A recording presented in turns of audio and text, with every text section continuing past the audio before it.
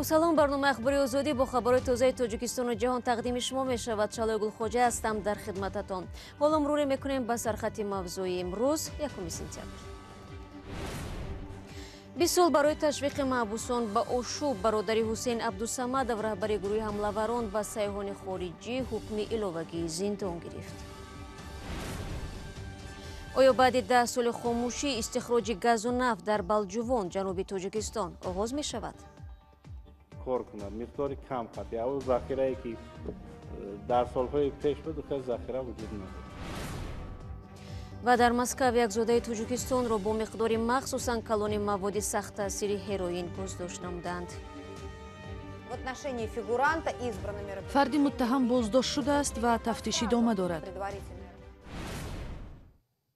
دادگاه عالی تاجیکستان بختیار عبدالصمدовро برای تشویق محبوسان زندان وحدت به اشوب به 20 سال زندان محکوم کرد.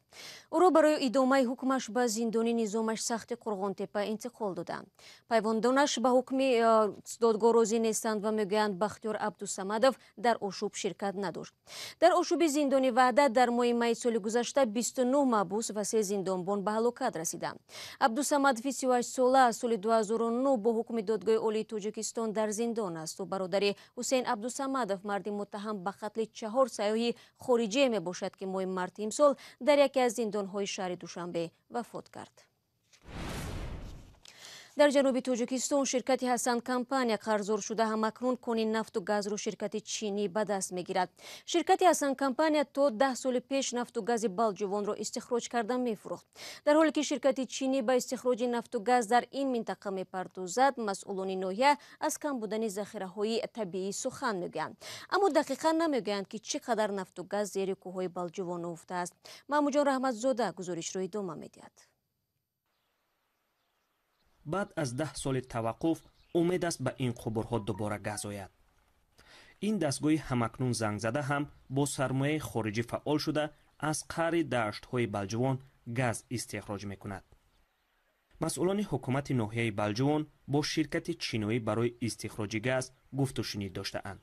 یک چند بار از موضع‌های منطقه‌هایی که گاز وجود دارد آمده در حال کارکرد آنها گفت شنید کرده ایستادند و باوری هست که در آینده همین چیز از سر اینا ممکن مقدار کم قطعی کار کند، مقدار کم قطعی او ذخیره‌ای که در سالهای پیش بود خیلی ذخیره وجود نداره از روی گفته عالمان. مسئولان حکومت بلجوان نگفتند در اینجا چقدر ذخیره گاز وجود دارد. در گذشته هم بعضی کانهای معدن‌های کوهی را شرکت‌های چینی گرفته‌اند و آمار نشر شده درباره ذخیره‌های کانها بحث‌های زیادی را به میان آورده بود. ناحیه بلجوان در 175 کیلومتری شمال شرق شهر دوشنبه در زمان شوروی از ناحیه‌های دارای ذخیره‌های نفت و گاز به حساب می‌رفت. زمان استقلالیت این دستگاه‌ها را شرکت با نام حسن کمپانی میچرخاند و نفت و گاز را به منطقه کلاب میفروخت. شرکت به گفته مسئولان حکومت از دولت قرضدار شده و مفلس شده است. کارخانه نفت گاز نو محصول کجا به طور نقدی با شرکت‌های بیرون از ناحیه به فروش می‌برد. یعنی که کلی هم آماده است کارخانه نفت گاز که در صورت پرداخت مبلغ‌های قرض از طرف جامعه اسلامی حسن کمپانی می‌تواند محصول نفت را بیاورد در جامعه حسن کمپانی پرداخت کند. یعنی که باید محصول اندازه‌خورنده هستند و دیگر پرداخت‌های دیگر دارند و یا محصولش را به طور نقدی فروش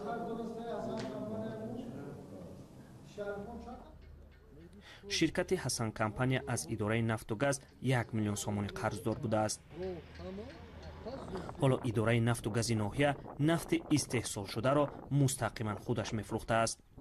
تا سالهای 2010 یک مدت شرکت کلاب پترولوم هم با استخراج نفت و گاز این ناحیه مشغول بود و به ساکنان کلاب گاز طبیعی میداد. بعد سالهای 2010 انتقال گاز طبیعی به خانه ساکنان کلاب قطع شد. در 6 ماه اخیر اداره نفت و گاز ناحیه از این چاه‌ها بیشتر از 700 تن نفت خام استخراج کرده است. با سبب محکم شدن چاه‌ها سالها باز گاز بیرون نکرده اند.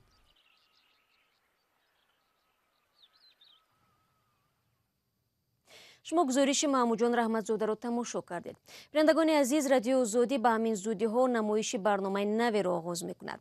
درباره جزئیات طرح جدید در ادامه صحبت خواهیم داشت، اما قبل از آن به پاره از این برنامه توجه کنید. از تقسیم بخارا به 3 کشور خود تاجیکان بردند یا باختند. این تعرضی هنوز از زمانهای باز هم قدیمتر تشکیل شدگی بود. هجوم مسلحانه بود. مردم دیگر نمی‌ترسند.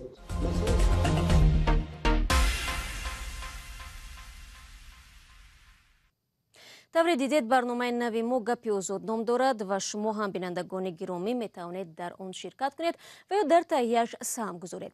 Гапи озод баҳси ошкоро доир ба мавзӯи доғи рӯз ё ягон мушкилот дар ҷомеа аст. Мутахассисону донишмандон ва ё афроди огоҳ дар бораи ин ё он масъалаи муҳим гап мезананд ва агар роҳи ҳалле буд пешниҳод мекунанд. Бо ҳамкорам Муъмин Аҳмадӣ ки аз муҷрии барномаи аввал аст суҳбате доштам ва нахуст аз ӯ хостам ҳадафу муҳтавои гапи озодро бигӯяд. تشکر شهلا. واقعا این برنامه هدفش به راه انداختن بحث و گفتگوها دایر به موضوعهای گوناگون در جامعه تاجیکستان است، چی از حیات امروز، چی دایر به وضع زندگی مردم عادی و مهاجران تا به سیاست‌هایی که در زندگی آنها نقش دارد و برای دراز مدت تاثیر می‌گذارد. هدف دیگری ما به راه انداختن بحث و گفتگوی آزاد و با احترام به عقیده و اندیشه‌های همدیگر است، نه مثل آن بحث‌هایی که در فیسبوک و دیگر شبکه‌های اجتماعی می‌بینید که بدشنام و حقارت و توهین و تحقیر به همدیگر می‌پیچند. ما به برنامه افرادی آگاه، متخصصان و دانشمندان و یا فردی عادی را دعوت می‌کنیم و نظر و اندیشه‌های آنها را می‌پرسیم. و واقعا بینندگان عزیزی شما هم میتوانند موضوع پیشنهاد کنند که درباره چی بحث کردن میخواهند و یا میخواهند درباره کدام مسئله بیشتر بدانند. تشکر مومین. برنامه نخستین کی است و بینندگان در کجا میتوانند آن را تماشا کنند؟ نخستین برنامه گپی آزاد روزی 2 سپتامبر پخش می شود و درباره یک صحنه تاریخی است که به گفته ایده تاجیکان را از میراث زیاد محروم کرد و به عقیده دیگر به تأسیس تاجیکستان حاضره و مستقل اساس گذاشت. آن هم 100مین سالگرد انقلاب در امارت بخارا یا غصب امارت از طرف روسیه و سپس به کشورها تقسیم کردن آن است. برنامه گپی آزاد مثل همین برنامه در کانال آزادی ویدیو در یوتیوب نشر می شود و هم وبسایت azadi.org. ما سعی میکنیم حداقل هفته یک بار برنامه را ثبت و نشر کنیم و امیدواریم به بینندگان خوش می آید و خوشحال می شویم که اگر نظر و اندیشه هایشان را به ما بفرستند. خب ما نیز امیدواریم. مومین احمدی همکار ما بود که درباره لایحه نوی رادیو آزادی با نام گپی آزاد تفصیلات داد. منتظر نشر برنامه خواهیم بود. من برنامه خبری رو ادامه میدم. مقامات پلیس روسیه یک زاده تاجیکستان را با اتهام قاچاق ҳероин، یک نوع مواد سخت تاثیر مخدر بازداشت کرده او را به حبس پیشکی گرفتند. در گذشته نیز عین خبرها نشر میشد، اما بعضی از متهمان آن را ساخته و بافته میدانستند. ولی وزارت کارهای داخلی روسیه درباره بازداشت اخیر چی میگوید؟ از همکار ما کیومرثیت تو میشنویم. مسئولان وزارت کارهای داخلی روسیه گفتند که یک زاده آسیای مرکزی را با گمان فروش مواد مخدر دستگیر کردند، اما از شخص گمانبر و ملتش نام نبردند. ولی در ویدیوی لحظه بازداشت شناسنامه او را نشان دادند که از تاجیکستان است. تا حال نزدیکان این مرد و وکیل مدافعش درباره قضیه چیزی نگفتند. ایرین والک نماینده رسمی وزارت کارهای داخلی روسیه میگوید از گمانبر به مقدار بیش از 7 کیلو هروئین دریافت و مصادره کردند. фарди муттаҳам боздошт шудааст ва тафтиш идома дорад. با اطلاع رسمی مرد گمانبر در حال بازداشت شده است که ناظران راه در یکی از ناحیه‌های پایتخت روسیه ماشین او را نگاه داشته و هنگام تفتیش از داخلش 260 گرم مواد مخدر یافتند. دیرتر هنگام کافتکاب منزل زیستش گویا بیش از 7 کیلوی دیگر هروئین یافته و مصادره کردند. تصدیق درستی این اطلاع از منابع دیگر فعلا غیر امکان است. بنا به خلاصه ابتدایی مقامات پلیس مسکو، مرد گمانبر مواد مخدر را از دیگران یگلو خریده و در بسته های خرد خرد دوباره به فروش می برآورده است. در رابطه با این حادثه پرونده جنایی گشودند و در صورت تصدیقش در دادگاه به گمانبر از 10 تا 20 سال زندان تهدید میکند. روسیه کشوری اصلی مهاجرپذیر از تاجیکستان و کشورهای دیگر آسیای مرکزی است و سالانه صدها هزار نفر بنابر نبود جای کار و معاش مناسب در وطن به آن کشور می روند. در گذشته دهها شهروند تاجیکستان را در روسیه با گمان قاچاق مواد مخدر دستگیر و زندانی کردند، اما بعضی از آنها با حکم دادگاه ها راضی نیستند و پرونده قاچاق مواد مخدر را ساخته و بافته می نامند. ماه ینور امسال خدمات فدرالی اجرای جزا در روسیه گفته بود که بیش از 6800 شهروند تاجیکستان در زندانهای آن کشور هستند. گزارش کیومرسیاتو بود جویز به تاکید از تا حال و عکس‌العمل پیوندان نفر بازداشت شده دسترسیمان نشده است. ما این موضوع را پیگیری خواهیم کرد. مقامات قزاقستان بنابر پاندمیای کووید 19 تصمیم گرفتند در سال نو خوانش تحصیل در مکتب‌ها فاصله‌ای جریان بگیرد. این وضعیت تا کی ادامه خواهد یافت معلوم نیست، ولی یقینا در چند ماه نزدیک خوانندگان در خانه آنلاینی درس می‌خوانند. با توجه به وضع پیش آمده وزیر معارف قزاقستان محصلین را موقتا از خریدن لباس‌های مکتبی آزاد کرد. والدین چنین سبکی استقبال نمودند، ولی شرکت‌های دوزندگی از خسارات خود ناراضگی می‌کنند. گزارش تلویزیون نستایش وریمیا در همین باره است. شرکت‌های استحصال لباس‌های مکتبی در قزاقستان از ماه‌ها پیش برای سال نو تحصیل آمادگی دیدند. آنها امید داشتند که تا شروع تیر ماه و آغاز درس‌ها پاندمی به آخر می‌رسد و مردم به زندگی معمولی و کار و تحصیل برمیگردند. اما اخیراً وزیر معارف اعلان کرد که درس‌ها در آغاز سال تحصیل در قزاقستان به شکل فاصله‌ای جریان می‌گیرند. در پی به والدان هم اجازه داده شد که تا بهتر شدن وضع لباس مکتبی نخرند. این اظهارات وزیر معارف برای اکثر شرکت‌های تهیه کننده لباس‌های مکتبی یک ضربه سخت بود. حتی اگر ما بعد از چهاریک اول به شکل معمولی تحصیل برگردیم، کسی در این شرایط از والدان و خواننده‌ها لباس یگانه مکتبی طلب نمی‌کنند.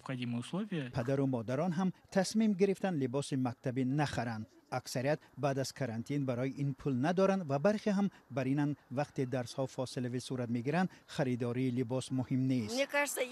با فکرم اگر در خانه تحصیل میکنند لباس یگانه مکتبی لازم نیست. چی در کار خراجات زیادتی؟ من فکر میکنم لباس ضرور نیست، چون ما مکتب نمیرویم. ما فقط دفتر و کتاب و دیگر اشیای خانش رو خریدیم. خریدن لباس معنی ندارد، زیرا کسی نمیداند که کرانتین تا کی ادامه میکند. تصمیم دست کشیدن از لباس مکتبی به کار و درآمد شرکت‌های صنعتی در قزاقستان زیان آورد. با فرق از سال گذشته، امسال تنها 5% لباس‌های استحصال کرده شرکت به فروش رفت. 95% دیگر تا سال آینده در انبارها می‌خوابد. باید معاش کارمندان سری وقت پرداخت شود، ولی در این شرایطی که خریدار نیست از کجا باید پول دریافت کرد؟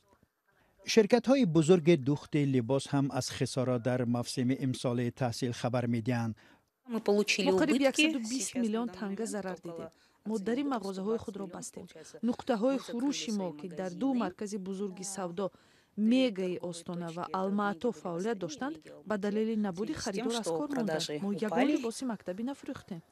برای پر از کار نماندن این شرکت حالا فعالیت خود را تغییر داده به تهیه دیگر لباس و محصولات و پایافزال شروع کردند. یگانه امید شرکت ها به تاکید وزارت معارف درباره ضرورت لباس رسمی در مکتب ها است. یگانه چیز همین است که او در قرار خود درباره لباس رسمی هم گفت. به هر حال لباس رسمی و مکتبی قریب یک است. اما خوانندگان صنف‌های ابتدایی در قزاقستان از 1 سپتامبر تحصیل را در مکتب شروع می‌کنند. محض آنها خریداران یگانه لباس مکتبی در این کشور هستند. در همین حال شرکت‌های دوخت لباس مکتبی در قزاقستان که در پی اظهارات وزارت معارف ضرر مالی دیدند، از آن شکایت می‌کنند که آنها را حتی در دوره کرانتین از پرداخت انداز آزاد نکردند. بینندگان عزیز، 15 دقیقه که در اختیار داشتیم به پایان میرسد و من برای شما یادآور میشم که فردا صبح بر وقت در نوید بامدادی همه شما عزیزان رو با خبرهای نو و تازه منتظرم. تا آن دم خود را احتیاط کنید.